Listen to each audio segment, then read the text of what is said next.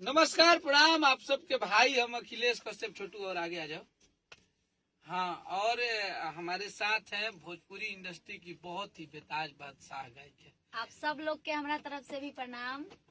Happy new year. सबके happy new year.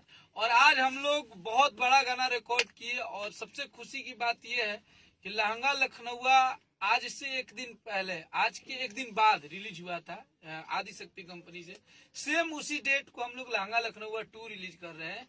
और अहिरान वाला गाना, आज दोनों गाना अंतरा जी रिकॉर्ड किए हैं।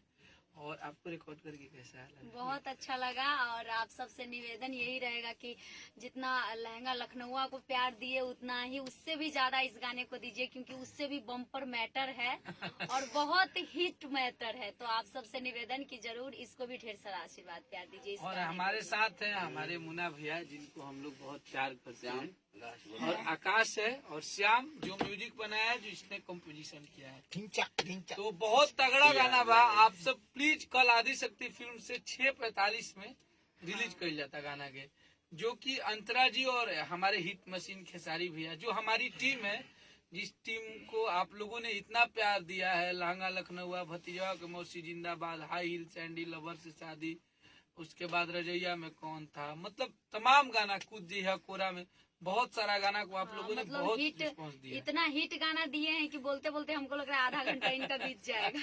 बहुत तगड़ा रिस्पॉन्स आप लोगों ने दिया है। हाँ, ये सब और आप सबका प्यार है। उसी अनुमान और उसी भरोसा के साथ हम लोगों ने फिर नए साल में 2 बम्पर गीत, लोकगीत रिकॉर्ड किए हैं, जो एक अहिरान वाला है और एक लहंगा लखनऊआ 2 है।